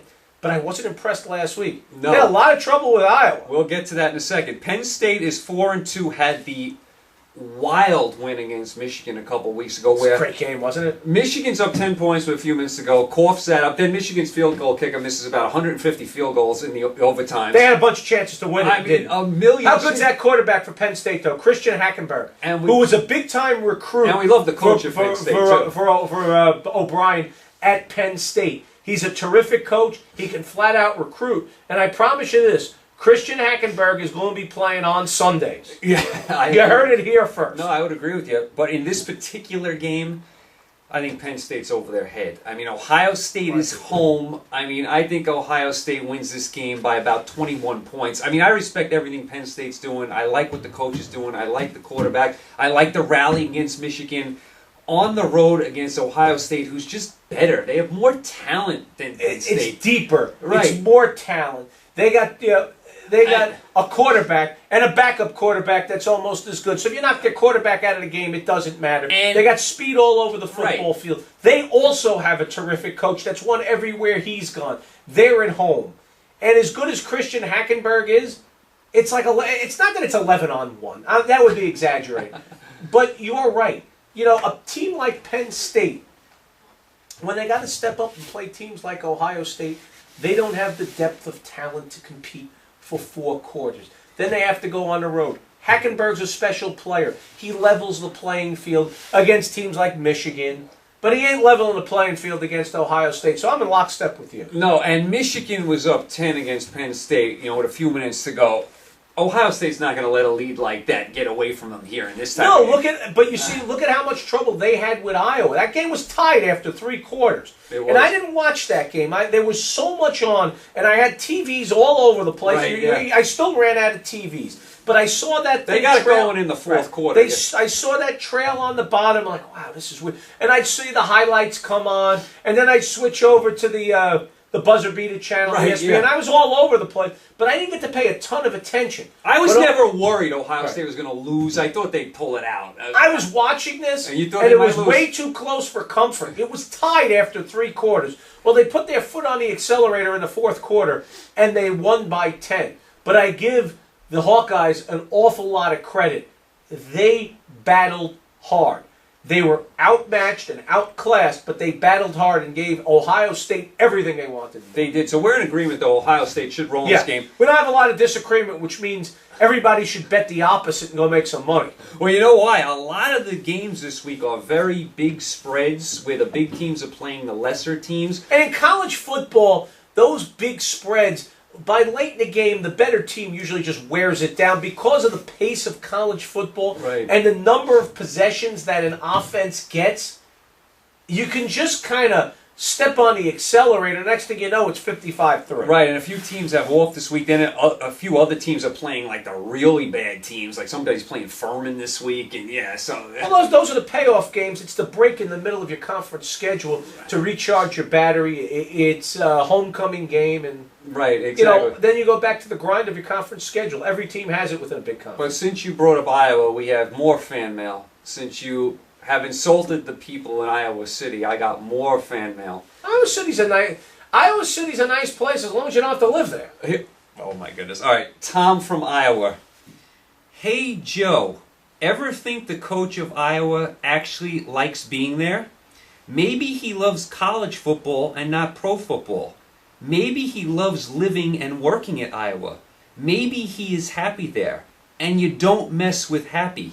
Maybe you should take a trip to Kinnick Stadium before you act like Iowa is a horrible place that people are dying to run away from. See, I don't know that I ever said that. And I wasn't looking at it from a quality of life. And I'll turn this to Tom. Tom, I wasn't looking at Iowa City and Kinnick Stadium, and I'm not knocking the quality of life. Iowa's actually quite nice. And Iowa City's quite nice. Have you been to Iowa? I have not. But I've heard very nice things. Is that on your list? No. Actually, you want to know what's on my list? Iowa State, Ames, Iowa. Oh, now you've now I've done it. Right? Now you've completely infuriated. Right, I figured now he's banging his head against the wall. To an Iowa fan, Iowa State is like the little guy. I'm putting Ames, Iowa on my bucket list. That's a little brother to them. Just out of spite. Yeah. But all kidding aside, I'm not knocking quality of life. And all my remarks about Kirk Ferentz staying too long in Iowa City and staying in Iowa too long, when at one point in his storied coaching career at Iowa, he was a hot candidate for every NFL head coaching job that came up because of his NFL pedigree. I only meant it purely from a professional standpoint. If you notice, whenever an NFL vacancy comes up, they no longer ever mention Kirk Ferentz. And when they used to mention bigger college football openings, they would always mention Kirk Ferentz. They no longer mention him. So from a professional standpoint, as far as his coaching career and maybe moving on to higher profile things, no offense to the Iowa Hawkeyes program, that's where he didn't do himself any favors. I meant nothing about quality of life and happiness. If he's happy at Iowa, and Iowa City's a great place to live, and maybe that's the case, why not stay there? I wasn't talking from a personal standpoint or a quality of life standpoint. My perspective on this was only from a professional growth standpoint. If I offended you, too bad. Right, so there we go. So we got that covered there. Iowa City not on your list anytime soon, that's for I'd sure. go to Kinnick Stadium. They say say we did it. It looks really nice. They say it's a great place to see a game. Those Iowa Hawkeye fans are extremely loyal. It is a storied program. All of those things are true. And again, I had a little fun with Tom, but the truth of the matter is, everything I meant was not from a quality of life standpoint and a happiness standpoint. I'm looking at it from the professional growth. I have to tackle my next and bigger challenge standpoint. Much like Nick Saban leaving LSU and going to the Miami Dolphins and then not having it work and going back to Alabama. Right. And then there's rumors that he may go to Texas or whatever the scenario is, because there's always another challenge. Kirk Ferentz didn't need that next challenge. And if he's happy in Iowa City, God bless him, stay there. And Iowa, of course, models their colors off my team, the Pittsburgh Steelers. So you got to like that. It's never a bad thing if you're going to model yourself after anything. Right. Model yourself off of one of the NFL's model franchises. A franchise that's a model of consistency, a model of success, and a model of professionalism. And 2 in a row, by the way, for the Steelers, but that's a whole other topic. Super spread out the Steelers. Right, so we're in agreement, Ohio State, big over Penn State. Pick number 8, this is the site of College Game Day. There you go. This weekend. Number 3, Oregon, not number 2. Not number 2, number 3. Number 3, Oregon, at home in Eugene, an impossible place to play. Minus 21.5. No pink helmets this week. No pink helmets this week. Minus 21.5 against UCLA. Who's 21.5? 21.5. UCLA off the loss to Stanford. I know they look bad, and Brent Hundley looked bad. 3 touchdowns? 21.5. Wow. And let me say this. Let's go through Oregon's schedule for a minute, because this is what I was talking about before. Oregon is 7-0. Here's who they've played. Virginia. Tennessee, which I guess is looking maybe slightly better. You want to give them slightly better for there. Cal. Wow. Colorado. Washington State. Fight for Washington And State. Washington, who I guess was a decent win at the time. Yes. That's who they've beaten, so they haven't beaten the great teams. This is their big litmus test, I think, this weekend. Yeah. I think this is it. Now, UCLA is coming off a loss to Stanford. Now, here's how I look at this game. UCLA lost by 14 points to Stanford. Oregon can lay it on you. When Oregon gets going, they can score 3 touchdowns in a second. Oh, yeah. Even last week, the game at Washington State, 10 points, all of a sudden, bink, you look up, Yeah, it's you like... blink. Yeah. You blink. That's They're why gone. I'm always afraid to go against Oregon, especially at Eugene. You've always said that. You've said that since I know you. Right. Even though that stadium is one of the smaller stadiums, the noise holds in so well there. It is a tremendous home field advantage. It is. And what is it? It seats about 50,000, right? But it feels like 100,000. Yeah, I know. It's the amazing. way it's constructed, the noise sits in the stadium. Once Oregon gets going with those crazy fans, UCLA lost by 14 last week to Stanford. They were exposed last week against a good team. I think Oregon is going to cover the spread. I think Oregon is going to win by 4 touchdowns here. Wow. I say Oregon gets revved up. Oregon now, they're angry. They're behind Florida State. They're going to say, this is our chance. College game day is here. We're making a statement right here. We are laying the absolute wood on UCLA. 56-28, Oregon. Wow. Here's one where I got to disagree with you. Oh, I knew you were taking UCLA. You did take UCLA last week, though, too. And I just can't see UCLA being 3 touchdowns worse than Oregon.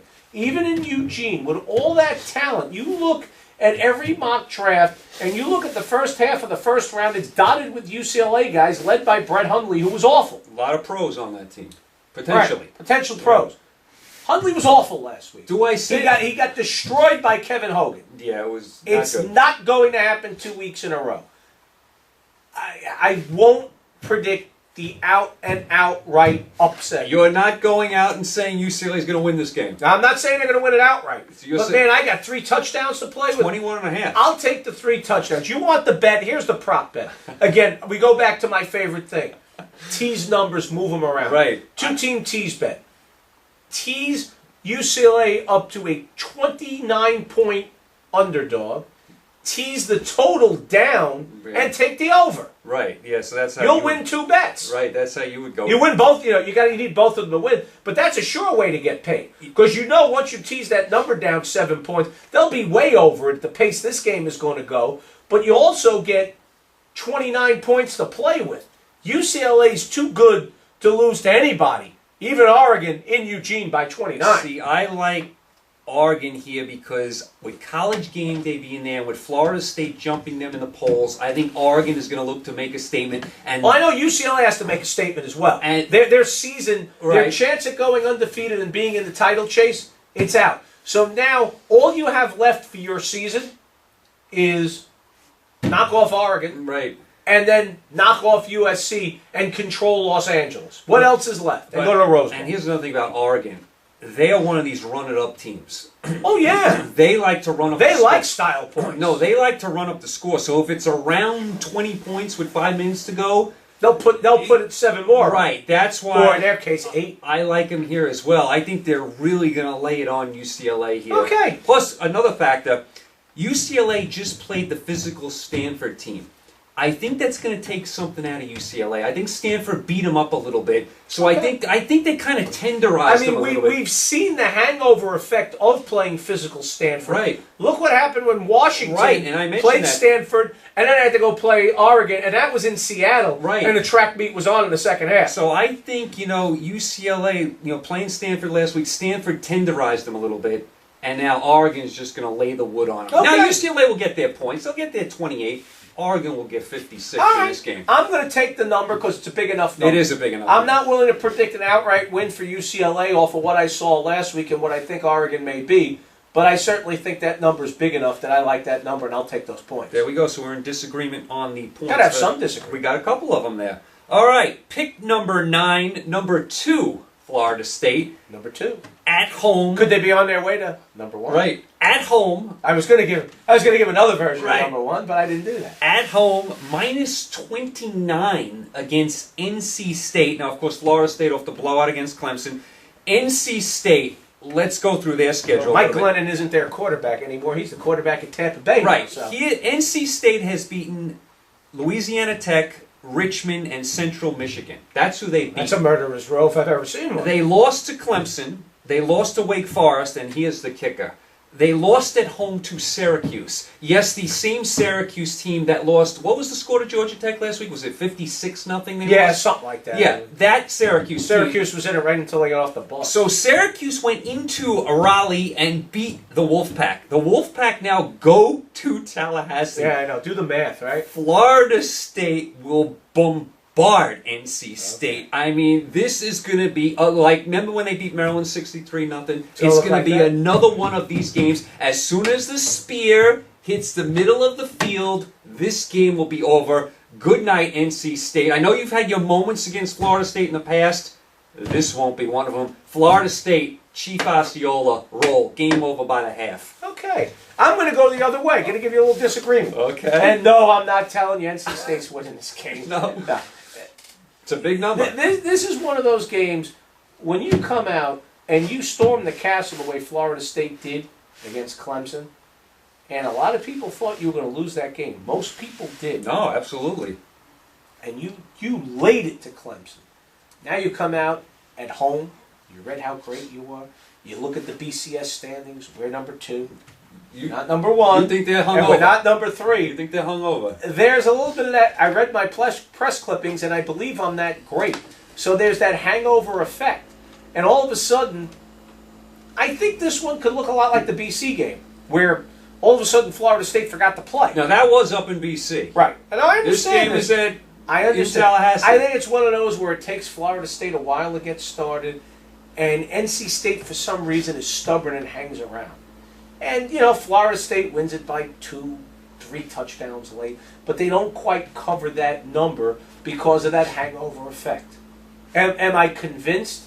Not necessarily, but you're looking for an angle, and a lot of times when they come off those big wins, unless they're playing like Georgia State the next week, Right. when they play in conference like that, they kind of come back down to earth, and you look at the score as it starts to unfold, and you're like, why aren't they putting them away? Why did they turn over the ball 4 times? Right. Why are they putting themselves in a position where they might even lose this game? They won't lose it, but they won't run away and hide as easily as that number would have you believe. Here's why I disagree. They know they're barely ahead of Oregon in the polls. They can't afford any slip-ups here. Okay. To me, that's why they're not going to take this game lightly. They're going to build off last week, and they are just going to demolish NC If they State. build off of last week, oh my... No. Now they're coming home. Oh my God, they'll be going... Yeah. No, now they're coming home. They're Alright. always better at home. We'll see Florida what State. happens. I mean, I- there's really not much. My entire premise is based on the hangover effect. Because from a physical matchup and a talent matchup, yeah. Plus- it's a 7-touchdown game. Plus, But the realities are, I'm going to take the hangover effect, and it's the only chance I have in this matchup. Plus, I see NC State turn the ball over like 5 Okay. times in this game. So Could happen. All right, so we're in disagreement about that. So that's like 3 disagreements now. We're making I up dare for to it. be different. Pick number 10, last pick of the week, by the way. Wow, Pick light week for us. Pick number 10, as this is the top 10 we did here of the BCS. And there's a lot of teams that had off this week, and a lot of teams playing lesser teams. A lot of big spreads this week, too. Yeah. A lot of big numbers, spreads. Yeah. Big numbers. Number 1, Alabama. Alabama, whoa, Nelly, says Keith Jackson. Your favorite team at 7-0. And I'm not an Alabama fan. They're just that good. No, minus 28.5 against Tennessee. The game is in Alabama. Tennessee's 4-3. Could be 5-2. Could have easily beaten Georgia. They could have. Alabama had the one tough game against Texas A&M where they won 49-42. The other 6 games on Alabama's schedule, you know how many points they gave up? Something less than 42. In the other 6 games, they gave up 26 points combined. And there's some pretty good teams. There's a couple of pretty decent Ole teams. Miss. There's Ole Miss, Vatech. Vatech. 2 right off the top of my head. One's ranked. One's on the cusp of being ranked again, and that's Ole Miss. So, Right. I mean, I don't think Vatech's great, but they're still ranked. They didn't give them any points. this game has a lot of tradition in it. This used Sure to it be does. the third Saturday in October game every year. Now they've moved it to the fourth Saturday in Well, October. you know what happens as Yeah. as these conferences expand. Right. Some of these traditions have to bite the dust or get altered or get moved. Right. I mean, look at like Michigan, Ohio State was always played the same time. I think even that is going to be changed when they play it. They won't ever lose that rivalry game because they can't. They may play actually 2 weeks in a row now with the Big 10 title game. Right, because they put them on opposite sides of the conference. Right, you know, exactly. which I don't understand why they did that. Just put them on. I don't. I would have put them on the same side of the conference And to make sure they play each other. Old every year. school said they would love if they played 2 weeks in a row. I was surprised to hear about that. They both said it too. This game has a lot of tradition in it, Tradition. but I'm taking Alabama, and here's why. Tennessee, Tennessee, all their wins have been at home. On the road this year, Tennessee's played twice. They lost at Oregon 59-19. And that game wasn't nearly that close. Right, and they lost at Florida, who's not very good, 31-17. So they've kind of been handled pretty well on the road this year. Alabama is the best team in college football. I know this game has a lot of tradition. I know it's a long-standing rivalry. Alabama's just too good for Tennessee. I mean, Tennessee, I think, hangs in for a half, but then Alabama pulls away in the second half, and they actually cover the 28.5.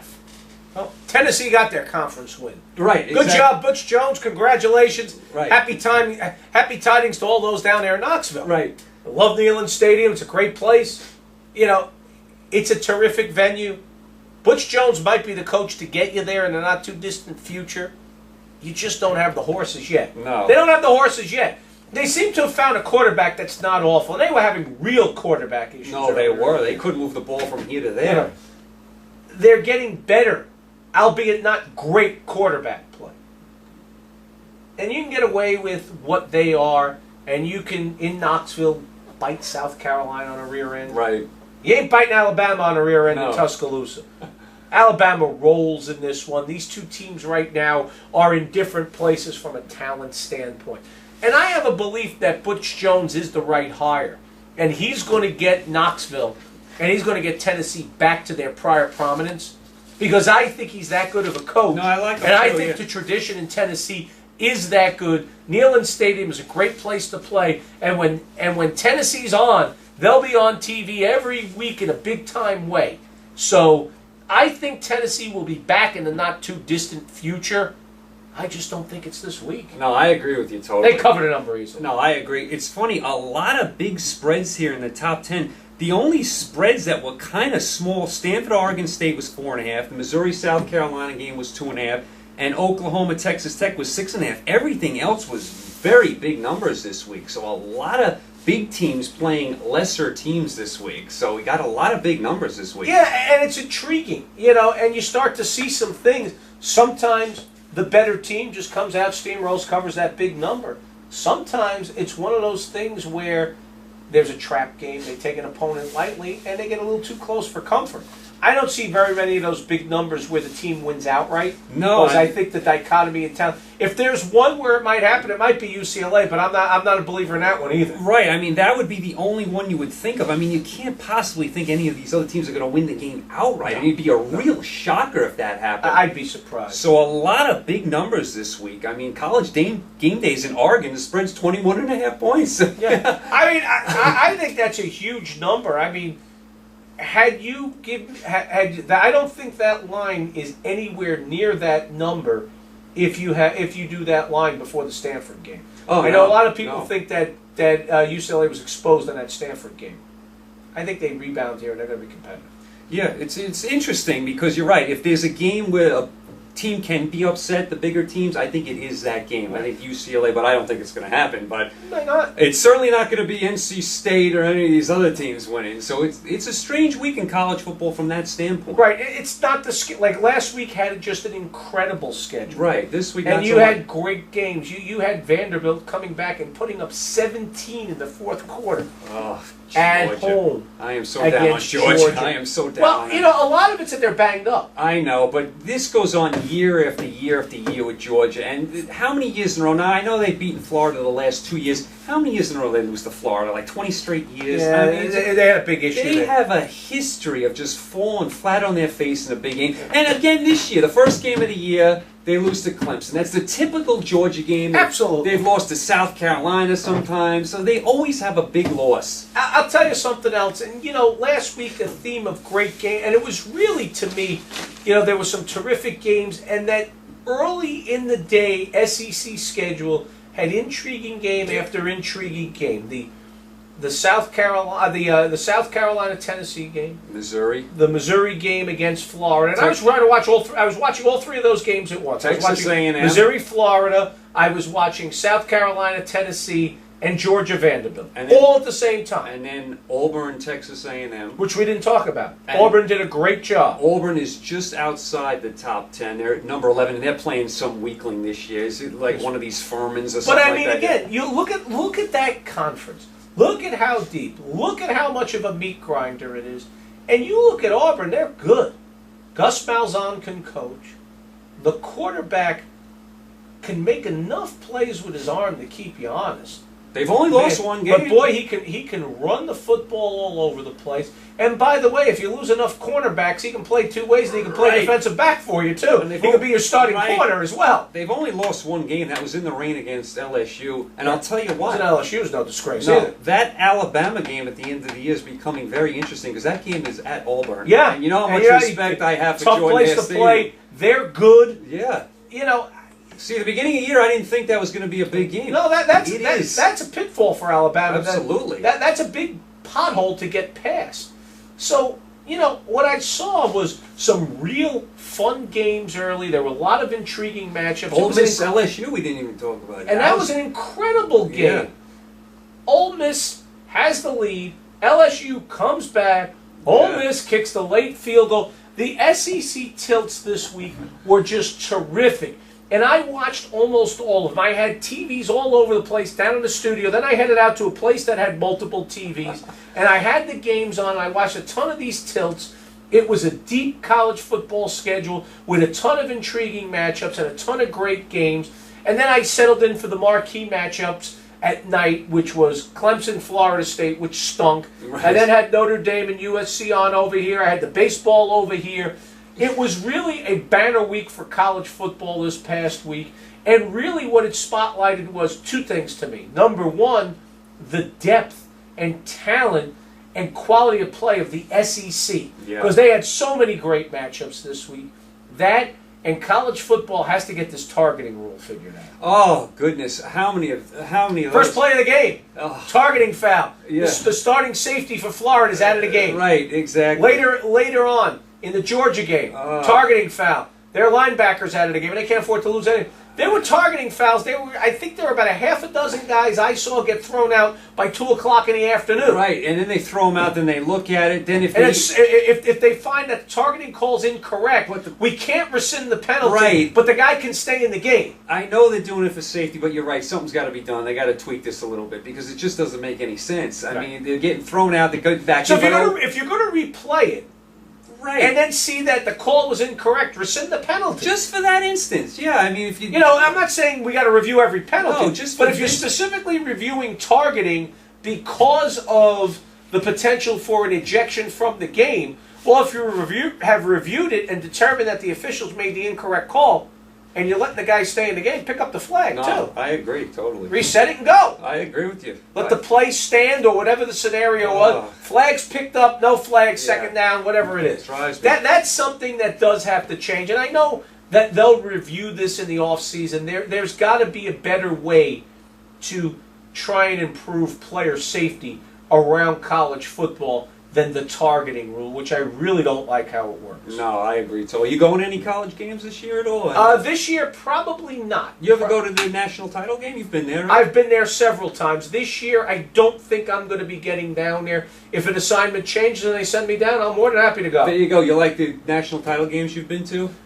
Always a great experience. I'll tell you what one of my favorite things is Final Four. You like the Final Four? Love the Final Four. And they have no alcohol at the Final Four. Does that add to the because a lot Doesn't of people, bother me. It doesn't because a lot of I mean, people, don't get me wrong, I like to knock a few back, but honestly, when it's a venue that great and it's that much fun See, and there's that much right. basketball, I'll go do what every other guy in the sports business does. After you get done working, you go out and pound. Right. See, a lot of people like. I don't know if you realize the sports business is full of hard drinkers. Right. A lot of people like the Final Four because there's no drinking.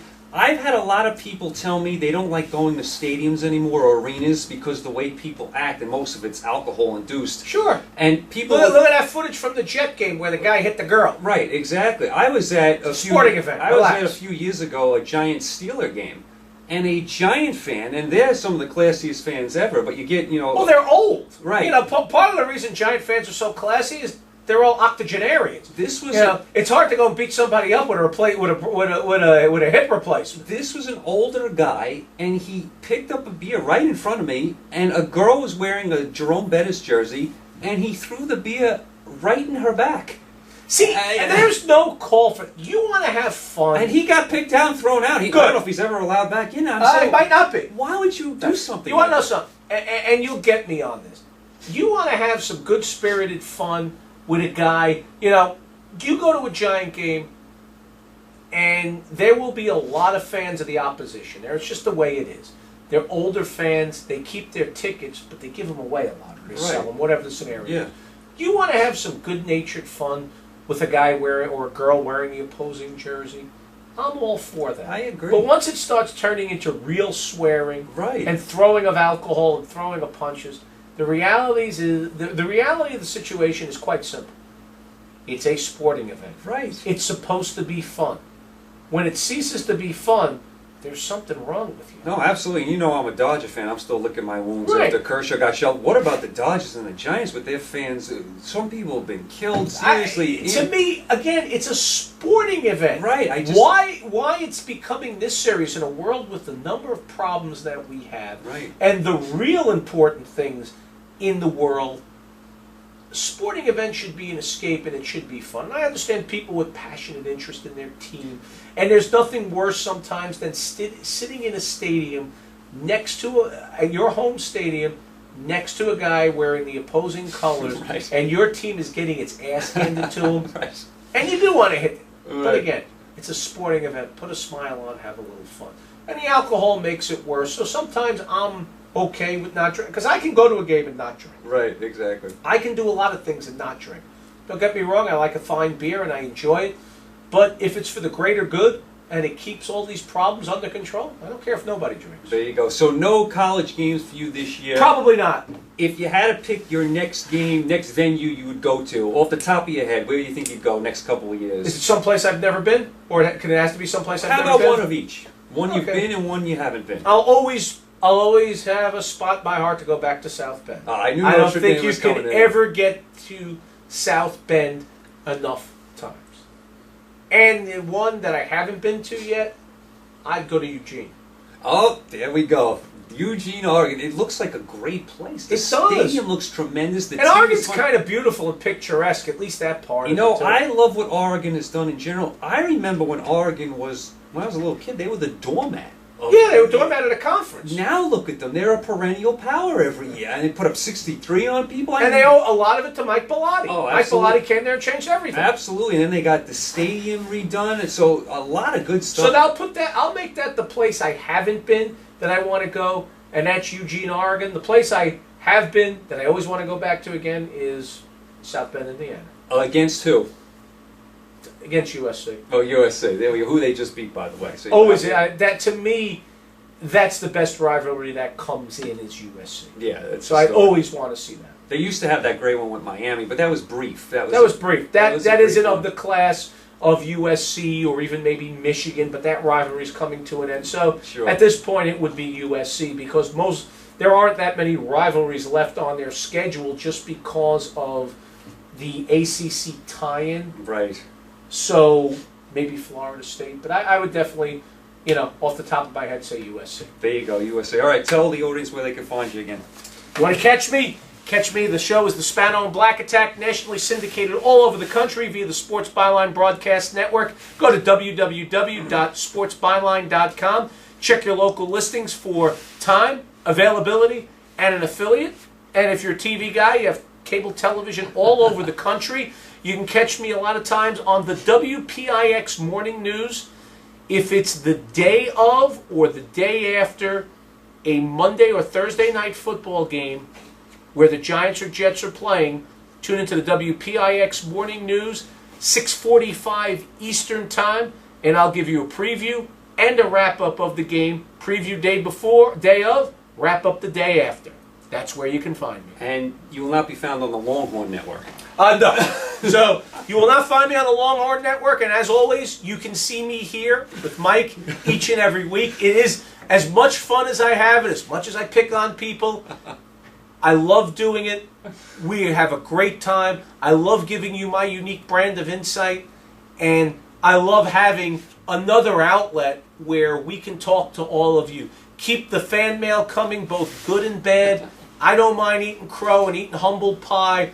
I really enjoy this outlet. We get to have fun. We get to go at it. There are no commercials that get in the way. If there's things you want us to do, let Mike know.